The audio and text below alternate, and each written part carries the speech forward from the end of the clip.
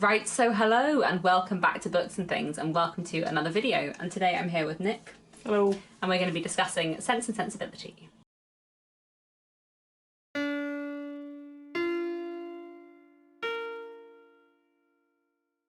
So there will be spoilers in this video, so if you haven't read Sense and Sensibility, you probably don't want to watch. So you should read Sense and Sensibility. You should read Sense and Sensibility. So, yes, I have read Sense and Sensibility many times. Nick has just finished reading it for the first time. It's your final Jane Austen. It is, it's the last Jane Austen. Yeah, so we're going to film a video about Sense and Sensibility, and then we're going to do a little ranking video separately, which I will put up at some point afterwards as well.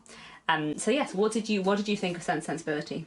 I really liked Sense and Sensibility. I thought it was great. I've enjoyed all 6 of the sort of proper Jane Austen novels that I've read, but I think there's sort of 3 that I've very much enjoyed, and then 3 that I've sort of quite enjoyed or thought were a little bit less perfect. And Sense and Sensibility is definitely in the sort of perfect section. Like, I think it's great, and I think it feels quite different to the others in quite a lot of ways. I think we were talking before about one of the things I found really interesting is I feel like this one gives you a much better glimpse of sort of 18th, 19th century like Regency society, a slightly wider sort of spectrum of that society than I feel like you get in the other novels.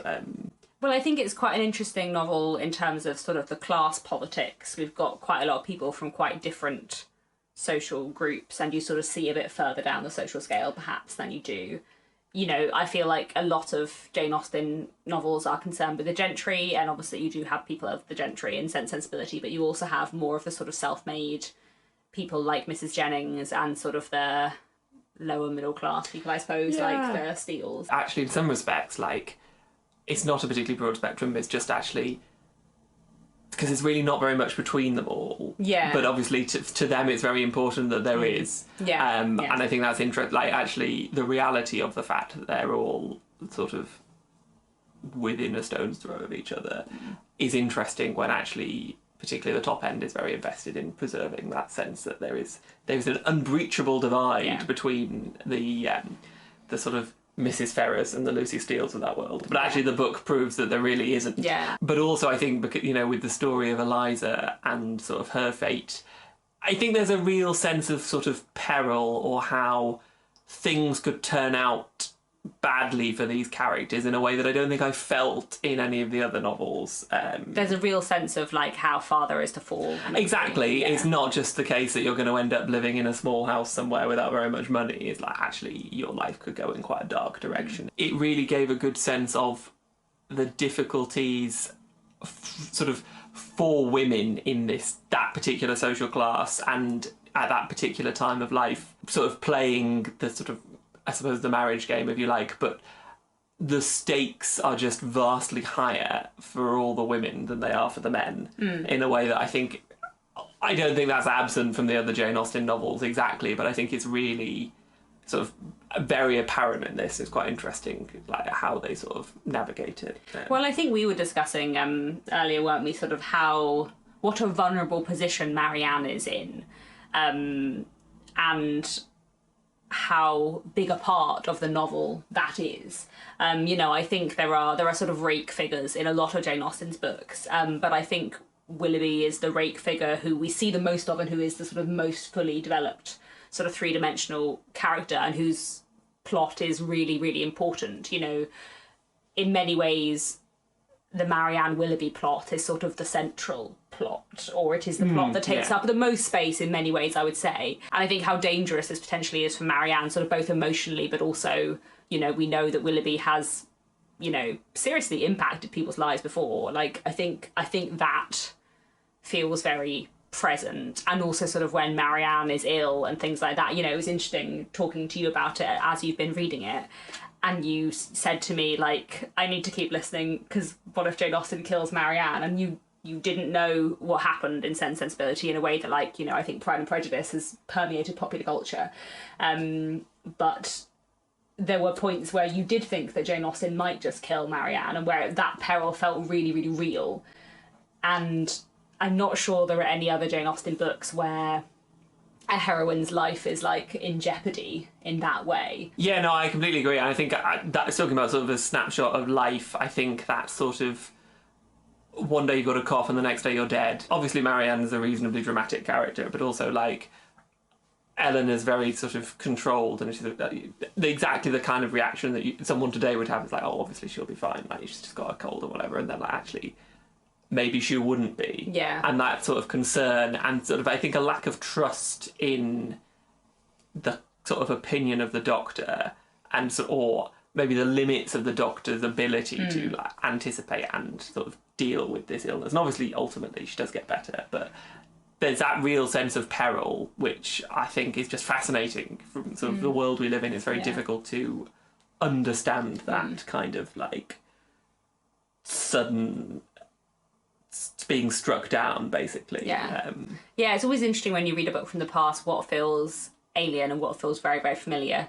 We were talking the other day about how after Charlotte Palmer's baby is born, and they're all talking about how it's the greatest baby in the world, and Mr. Palmer's like, no, it just looks like other babies. And that feels very like conversations that people have today. Yeah, it does. And I think, yeah. And even like when they're all worried about the baby getting Marianne's illness and sort of the panic around that, like actually that does still feel like a present, worry that young parents have. And I think, it's interesting what feels far away and what doesn't feel far away at all. Yeah. I also think it's got the most interesting ending of any of the Austen books, in that I feel like it's the least straightforwardly happy ending, in that obviously in some respects everything works out the way that it's supposed to, but maybe partly because everything only really works out the way it's supposed to in the last like 10 pages when she's like, oh yeah, and it was fine. But that does happen in a few other ones, to be fair, as well. Mansfield Park is also and then they got married and it was all fine in the very, very end.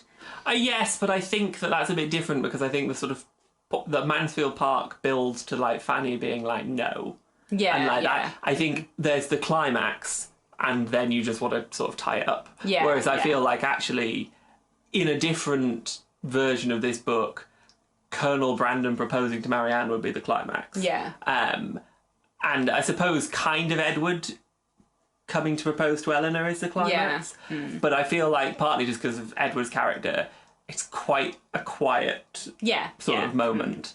And I feel like it actually feels more like Marianne's illness is the climax. And Willoughby, Marianne's illness and Willoughby's confession is the climax. Yeah. And then everything that happens after that is just sort of, not exactly wrapping up, but it's a little bit... It's a quiet ending. And also I feel like, obviously, Edward gets some money from Mrs. Ferrers, and, they're not going to live in poverty, but, like, they're not going to live in sort of absolute luxury. And Marianne does marry Colonel Brandon, but I think that's really interesting in that, like, it does suggest that she does grow to love him, but also... It's very much not really in keeping with the Marianne we've known through the book. Yeah, that is not a marriage founded on passionate attachment. No. That's a marriage founded on respect that may grow into more. That's a sensible marriage, but not one driven by sensibility. Yes, very I think Sense and Sensibility is a really interesting one, because I think for a long time I would have ranked it quite low down in sort of my Jane Austen love. For a long time, Sense and Sensibility was my least favourite, and it very much isn't now.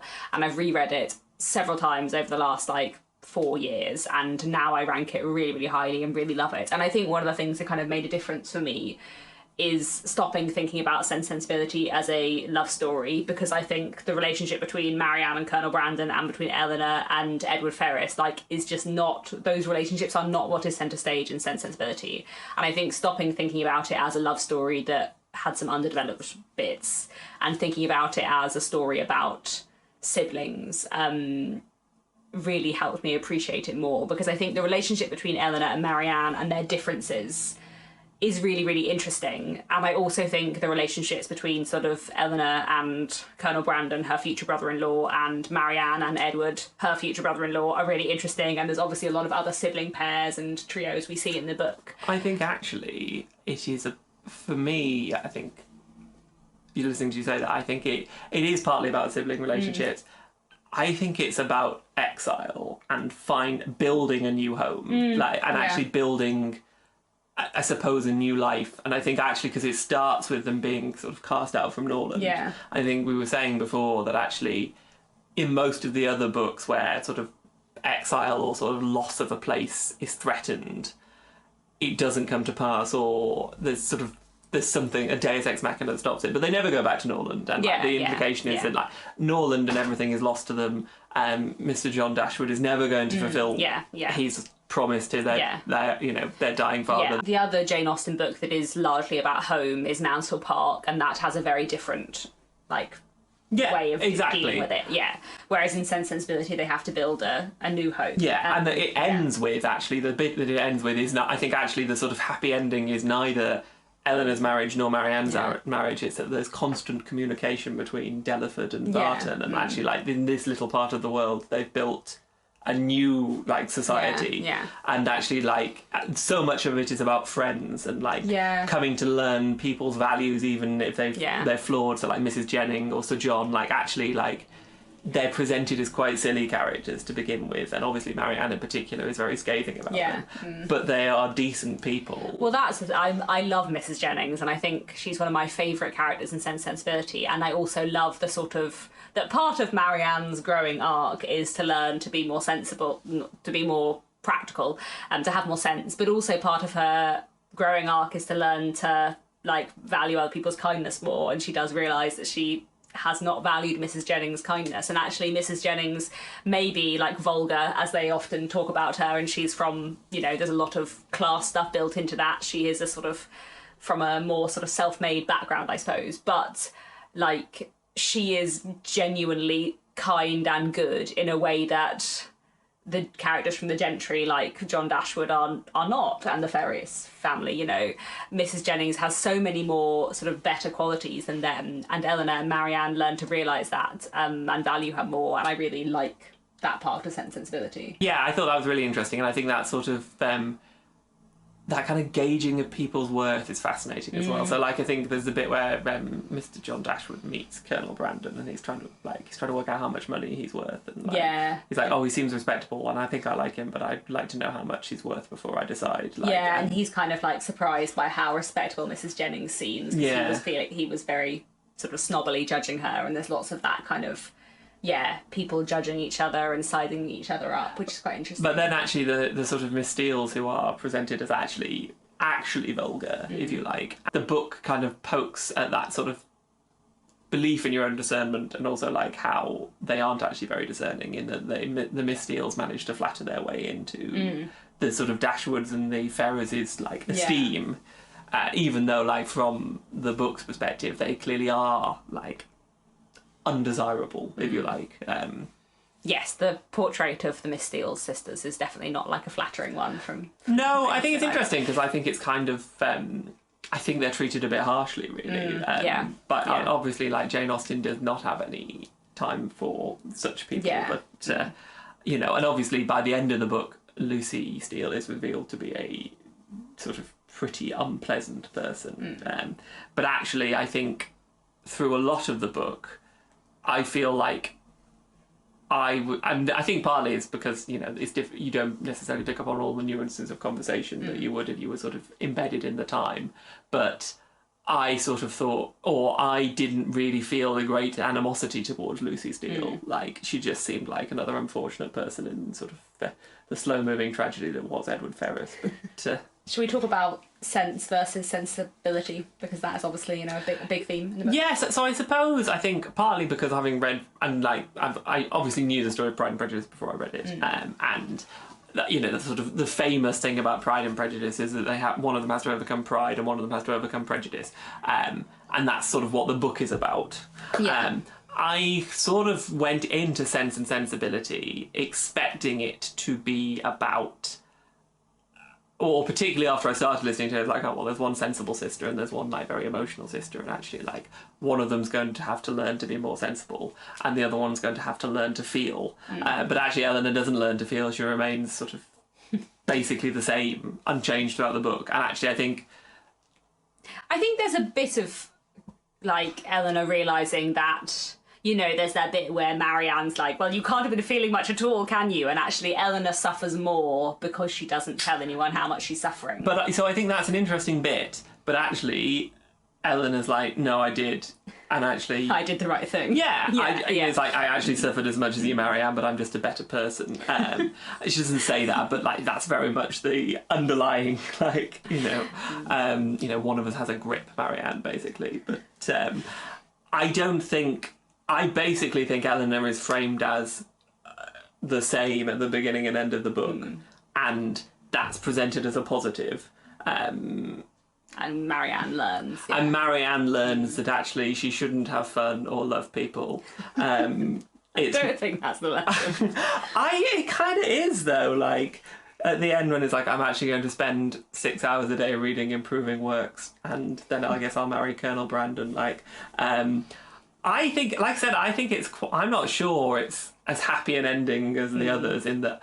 I don't think Marianne will be unhappy with Colonel Brandon, because I think he's clearly a decent man, but actually I kind of feel like that vivacity is gone, and the world kind of takes that from her in a way that's actually a bit grim. And I quite think tragic. Yeah. I think everyone has a bit of a slightly questionable ending. Like, Eleanor gets Edward, but she gets Edward on better terms than Lucy Steele was going to get him, but still not really like what was hinted at might be possible at the beginning, where, actually he's in line for a lot of money. And, they have a little parsonage. I feel like Edward Ferrars is presented as someone who would rather not have loads of money, who would rather have a slightly quieter life, and his family are all sort of pushing him to go into politics and do things that he really doesn't want to do, and he just wants to, like, have a quiet parsonage in the country, and, maybe actually they will have a happier life than if they had had lots of money. I agree. I don't know. I agree. I think Eleanor and Edward's ending kind of is the happiest,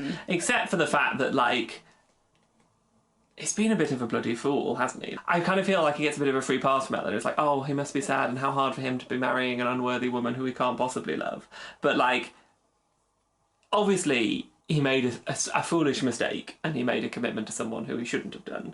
And I think that there's a through line in the book about him and Willoughby, and Willoughby makes commitments to people. Willoughby fails to live up to his commitments, and he runs away, and Edward doesn't, even when he's not very happy and he realises the commitment was a mistake. Yeah, and I think that is true, but actually, like, he did toy with Eleanor's affections, or at least...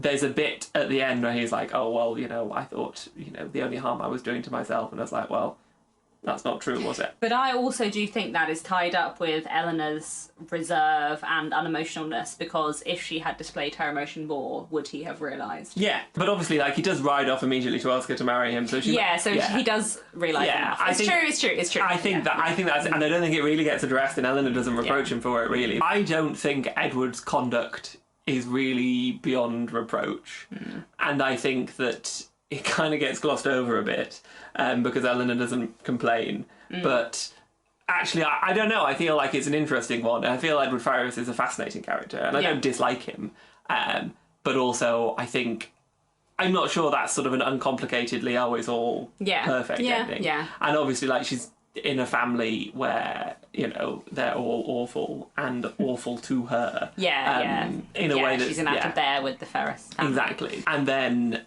Marianne ends up kind of deflated, I suppose. And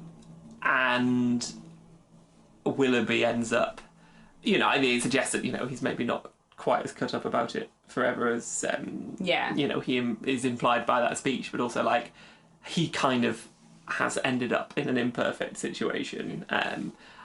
Robert is married to a sort of conniving, very changeable person. Yeah. And obviously Eliza doesn't get mentioned again, but presumably doesn't have, like, the happiest of lives. So I feel like all of them do end up in a slightly, like, they've found each other, and I think that is the happy ending that they get. But it's I think it's an equivocal happy ending. Yeah. I think one thing I find really interesting about Sense and Sensibility is that, like, I feel like it's very, very clear to us as modern readers that Northanger Abbey is, like, a gothic pastiche is like in conversation with Gothic literature, but actually like Sense and Sensibility is also really, really in conversation with like the sentimental novel.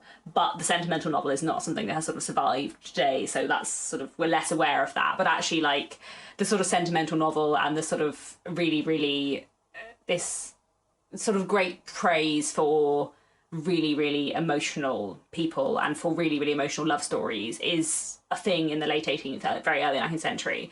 And I feel like Jane Austen, within Sense and Sensibility, is being quite critical of that sort of belief in sentimentality and that belief that, you know, only the sort of wild, passionate loves are the right kind of loves. And I think part of the ending of Sense and Sensibility is like, actually, maybe sometimes it's good to be practical and sometimes you shouldn't let yourself be ruled by passion, because if you do, then you get ill like Marianne. And I think, you know, like we were saying earlier with that sort of Marianne's illness sort of feeling like the climax of the book, I think that is like, she makes herself ill because she is unhappy. And that sort of moment, is really key and sort of tied into that. Yeah, I think it is. It is a book about sort of, I suppose, quiet passions or like sort of quiet loves, and I think it's also a book about duty. A lot of it is about duty, and it's not about what you owe to each other. So you know, Marianne says at the end that, you know, she hasn't done right by Eleanor, basically, because you know, she's put everything on Eleanor. Eleanor's been the one who's been responsible for discharging their duties to people. And you know, Edward stands by his duty, and Willoughby doesn't. And you know, or even Colonel Brandon's like first love.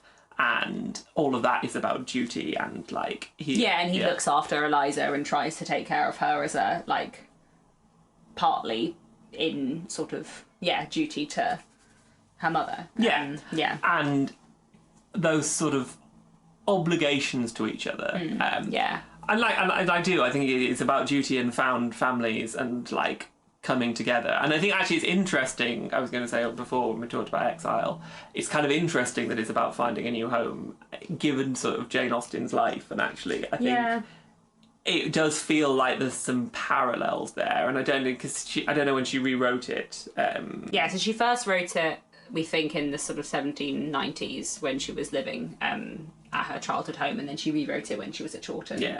When she found her new home. Yeah, exactly. And you know, I don't know whether there is something of Chawton in Barton or like, but that sort of precarity, I think, is. I feel, particularly having just watched Miss Austen, like it does feel very pertinent to Jane Austen's life. Yeah. Well, I think it's interesting as well that the book begins basically with a family duty neglected, in that John Dashwood has promised his father, and then he just doesn't do anything for his sisters. And actually, so we begin with a duty that isn't done. And then we go on to see how the better characters do their duty to each other. And that's really interesting. And how those family like blood ties, actually aren't as important as like the ties of friendship and decency. And like I said, I really like obviously Eleanor and Marianne's relationship, but I like the sort of future sibling-in-law relationships a lot as well. And I think you see a lot of really nice moments there. One thing you often hear is people saying, oh, Colonel Brandon should have married Eleanor. But actually, I don't think that's true, and I just really like their friendship. And I think you see that sort of found family. I found someone to be my future brother-in-law, and we get on really well. Like, actually, there's some nice, like, stuff there, I think, that it does. Yeah, definitely. One of the things I find interesting is that and again, one of the reasons why I find it difficult to think of it as an entirely happy ending is actually because I do think there's bits where Eleanor suffers, like, unnecessarily, or sort of beyond what's maybe sensible, because she has this sort of dedication to duty. And again, I thought it was quite interesting to compare her to the way Miss Austen portrayed Cassandra. Actually, that's a good Cassandra says she's doing things for one reason, but actually she's kind of doing them because she feels a duty to Jane. I think there's a question as to whether that is the right thing to do. And I think Miss Austen comes down on her side in that argument, but also like there's a cost to that, which I think the cost to Eleanor is reasonably big and actually could have been more severe in a world where actually Edward does end up marrying Lucy. Yeah. Going back to this sort of original question about sense versus sensibility, I feel like the problems with sensibility get explored. I feel like some of the advantages of sensibility are maybe downplayed. I feel like sense gets a much fairer hearing in the book than sensibility. Maybe I enjoy that, someone who's very much more an Eleanor person. Yeah, and I think Eleanor's a great character, to be clear. I really like her. Yeah. And, but I also really like Marianne. Yeah. And I think actually the book is more censorious of Marianne's behaviour before than I was personally. Yeah. Again, going back to that original thing about the risks, it kind of is interesting because it's a world where, like, Willoughby can be like, well, yeah, I did father a love child with someone who was still at school, but, it's probably going to be fine. Yeah, that's not going to affect his life. And Eleanor's like, oh, Marianne, it was a bit rash to write letters to someone you're not actually engaged to. And that's just a massive... And, in that world, you can see why Marianne's behaviour is dangerous. Yeah. But also, it's hard really to begrudge her most of it. Yeah, the double standards are so blatant. Yeah. And I think Jane Austen is aware of that, and that is sort of present, but also like. Yeah, and I think actually that like I said, I think you really got a sense of 18th century society, well, Regency society, I should say, so late 18th, early 19th century society, and the sort of seediness of quite a lot of it. So I think obviously, like, it's nice when Colonel Brandon offers Edward Ferrars the living, but also he shouldn't really have a living to give away. And then, like, when Mr. John Dashwood's like, oh, he should have sold it. He could have got 1,400 for that. And it's sort of, it's all a bit... Yeah, all the nepotism and the... Greasy. It's all very greasy. Yeah. And everyone's sort of writing everyone else out their wills and trying to work out how much everyone's worth. And it's all very sordid and a bit turbulent. And then, and I think also it's interesting, obviously, we were talking about Colonel Brandon as well, is a colonel in the East India Company. Yeah. And I don't think it's really talked about. I think there's no reference at all to his time there, other than Marianne makes a joke about how he'll just say the same thing that everyone says about it, sort of India. But, this is sort of from a period when the East India Company is denuding India of, like, wealth and resources. And I think it's quite interesting just to get a glimpse of that sort of other sort of world in a way that I feel like only really Mansfield Park maybe brushes at, in that obviously the Thomas goes to his plantations in the West Indies. I think in all the other books, the sort of the world outside of England, and indeed the world outside of the sort of manicured gardens, actually never really gets seen.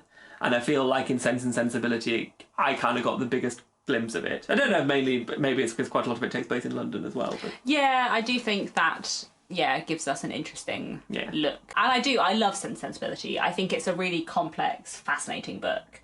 And I think the more I reread it, the more I spot new interesting things. And over time, it has really, really grown on me. Do we have anything else to say about Sense and Sensibility? Probably. It's great. Read Sense and Sensibility if you haven't read it. I mean, have we talked about Willoughby enough? I don't know. I think Willoughby's a really fascinating character as well. He is fascinating. I've done a whole video, like a good half an hour, 40 minutes video about Willoughby. I did a couple of years ago, so I will leave that link down below. And I've also done a video on Mrs. Jennings, so I'll leave those two linked down below. Because I think Willoughby's fascinating. I think he is, of the sort of rake figures in Jane Austen, I think he's the most complex, the most fully developed. He's really, really interesting. I think if you compare him to a character like Wickham is just like bad person, and I feel like Willoughby is something more complicated and something more real. I think he's really interesting. Yeah, I think absolutely fascinating. Like I said, there's a really interesting parallel between him and Edward, and I also think that bit, like actually towards the end of the book, but like you were saying, the interesting thing, I just didn't know what was going to happen in Sense and Sensibility. And so when at the end of the sort of Marianne's illness, and then she runs into the sitting room and it's Willoughby, I was like, oh, Yeah. Unexpected. Yeah. That's such a good chapter. That is like one of my favourite chapters in all of Jane Austen. I just think it's so good. And it's so great because even in that scene where he's sort of explaining himself to Eleanor and there's bits where you really feel sorry for him and then he's like, do you feel sorry for me? I want you to feel sorry for me. Like, he's still so self-obsessed at all times. Like, I just think Jane Austen does the nuance there so well. Yeah. And also it's like, yeah, fine, but you also ruined Eliza's life. Yeah. Like, and she doesn't like a nice scene where she gets to explain what happened to her and how it impacted her. I think it's interesting because I think he is, and I think he's unredeemable, but also like he makes a damn good go at redeeming himself. Yeah. Well, I think Wickham is amoral. Like, Wickham just doesn't care about anything and has no, but I think Willoughby is immoral. Like, I think he does know that he has done wrong, but he doesn't like, and he does love Marianne, but he doesn't love Marianne enough. Like, he loves himself more. Yeah, he loves himself more. Yeah, exactly. And he's very interesting. And I think he loves Marianne because she makes him happy. Yeah, yeah, it's true. Like, he doesn't want what is best for Marianne. I actually think, having been quite critical of Eleanor, sort of as being a bit staid, like, and I think the bit at the end where she's like, well, he's sad because he doesn't have Marianne, but if he had Marianne and didn't have money, he'd be sad the other way. Like, and I think, and like she says, he's fundamentally selfish, and actually I think her assessment of his character is sort of spot on. Such a good book. Yeah, it's a great book. Anything else to say? Don't like John Dashwood. Yeah, but he is entertaining to read. Worst brother in Jane Austen. There we go. We'll wrap this video up now then. Let us know down in the comments what you think of Sense and Sensibility. And we'll be back very soon with another Jane Austen video together.